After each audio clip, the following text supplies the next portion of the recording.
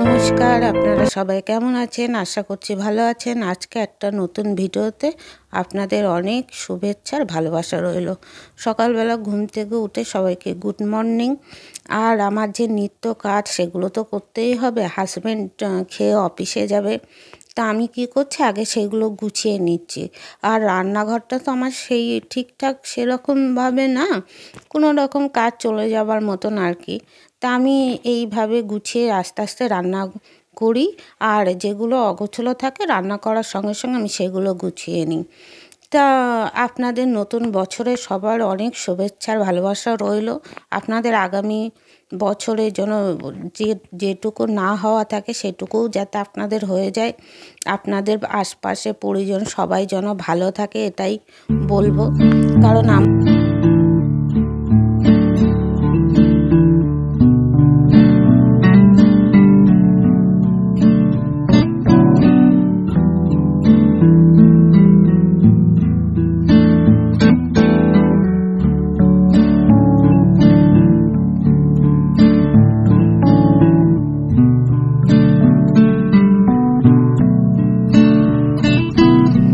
তারপরে এদিকে রান্না বসিয়েছি। আর যেদিন সকালে আমার মাছ আনা থাকে সেগুলো তো টাইম মতন তাড়াতাড়ি রান্না করতে হয়, কারণ মাছ থাকলে সেগুলো ভাজা করে গুছিয়ে তারপর ঝোল টোলগুলো করতে হয়। আর আমার হাজব্যান্ডের কি ওর মাছের ঝোল ভাত দাও কি ডাল দাও বা শুধু আলু সিদ্ধ ভাত দাও, কিন্তু সেটা গুছিয়ে পরিপাটিভাবে দিতে হবে।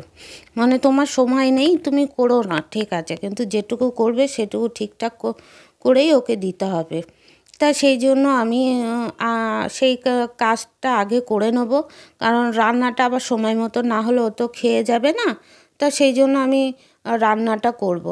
আর সারাক্ষণ এই রান্না কাজের মধ্যে থাকলে কী হয়, নিজের মনটাও ভালো থাকে, নতুন নতুন অনেক কিছু শিখি। একটা সময় গেছে যে রান্নার জিনিসটা আমার একদম পছন্দ ছিল না, কিন্তু এখন সময়ের সঙ্গে সঙ্গে বয়সটাও যখন একটু হচ্ছে, আস্তে আস্তে এগুলো ভালো লাগতে শুরু করেছে।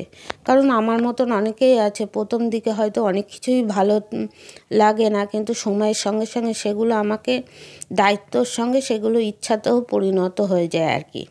তা আমি এখন কি করব, ছেলে খেলে এসেছে, তা ওকে একটু বনবিটা তৈরি করে দেবো। কারণ ও সকালে না প্রায় খালি পেটেই যায়, একটা বিস্কুট খেয়ে জল খেয়ে চলে যায়। তা ও এসেছে, ও স্নান টান করে আসলে ওকে দিয়ে দেবো বনবিটার দুধটা, তারপর ও যা খাবে সেটা আমি করে দেব। আর এদিকে মোটামুটি মাছের ঝোলও হয়ে গেছে।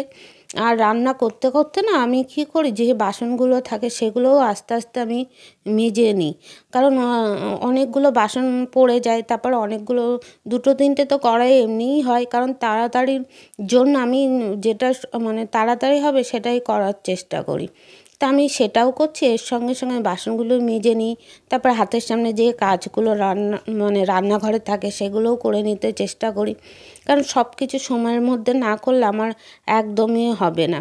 তারপর আজকে একটু রান্নাটা করার পরে হাজব্যান্ড যখন অফিসের কাজে বেরিয়ে যাবে, তারপরে কি করব, আমি আর ছেলে একটু বেরাতে হবে আর কি।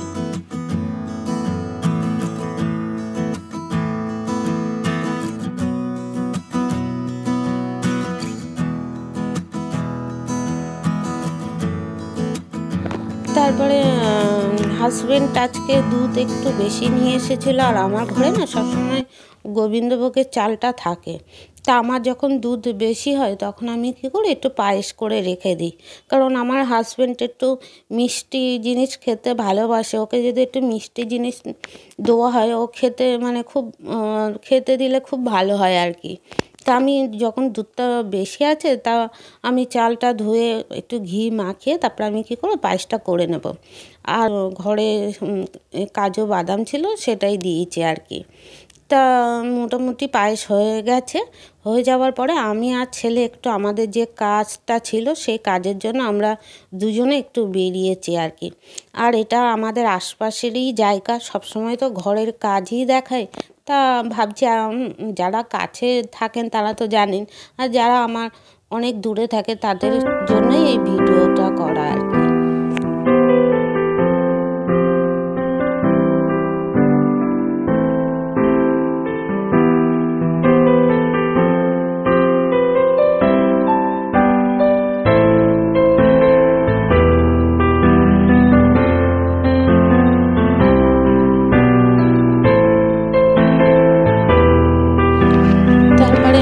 কাজে কিছু কাজ থাকলে ছেলে আর আমি দুজনে বেরিয়ে করে আসি, কারণ সংসারে এত কাজ প্রতিদিন থাকে, সেগুলো করে নিয়ে আর ইচ্ছা হয় না এমনি কোথাও বেরায়। আর দরকার না থাকলে আমি বাইরে বেরাতেও সেরকম ভালোবাসি না। যদি খুব কাজ থাকে তখন ছেলেকে নিয়ে বেরোতে হয়, বাধ্যতামূলক, কিছু করার নেই। তা যাই হোক, ও আর আমি বেরিয়ে কাজ যেটা ছিল দরকারি কাজ সেটা মিটিয়ে এসেছি। এটাই একটা শান্তি। আর আমি যখন বাইরে বেরাই টেরাই না, তখন সকালে স্নানটা করি না, কারণ ওখান থেকে এসে তারপরে আমি স্নানটা সেরে নিই। এবারে আমি বাড়ি আসার পরে তো আরও অনেকটা কাজ ছিল। আর ঠাকুর, আমি যখন স্নান সেরে পুজো দেবো মানে সময়টা অনেকটা দরকার। আর ঠাকুর এমনি খেতে দিতে দেরি হয়ে গেছে, আর আমি দেরি করলাম না, ছেলে স্নান হয়ে গেছে আর ও পুজোটা দিয়ে দিয়েছে। মাঝে সাঝে ও ঘরের এই টুকটাক কাজগুলো আমার করে দেয়, যখন দেখে আমার কাজের দেরি হচ্ছে বা অনেক কিছু বাকি আছে, তখন এই টুকিটাকি কাজগুলো ও করে দেয়। তা আমাদের দুজনের এই একটা সুবিধা, মানে ও যখন দেখে, আমি যখন দেখি ওর অসুবিধা, তখন ওর কিছু কাজ আমি করে দিই, আবার আমার যখন কিছু অসুবিধা থাকে ও আমাকে কিছুটা এগিয়ে দেয়। তা আমাদের মানে দুজনের এইভাবে বন্ধুত্ব, দুজনে মিলে সবসময় বুঝে বুঝে এইভাবেই চলি। তা এদিকে পায়েস হয়ে গেছে, আমি ওকে বললাম একটু দেখ পায়েসটা ঠিক মতন হয়েছে কিনা, কারণ খুব তাড়াতাড়িতে পায়েসটা করে চলে গেছি তো, ওই জন্য তখন দেখলাম না কেমন হয়েছে না হয়েছে। তা ও খেয়ে বললো না ঠিকঠাক আছে। তাহলে আজকের ভিডিও আমি এখানে এন্ড করছি। ভিডিও যদি আপনাদের ভালো লাগে তাহলে একটা লাইক করবেন। নতুন বছরে আপনাদের অনেক শুভেচ্ছার ভালোবাসা রইল। আগামী বছর জন্য আপনারা সুস্থ থাকেন, ভালো থাকেন, এটাই বলবো। সবাই সুস্থ থাকবেন, ভালো থাকবেন। নমস্কার, দেখা হচ্ছে একটা নতুন সুন্দর ব্লগের সাথে। তাহলে সবার জন্য বাই বাই।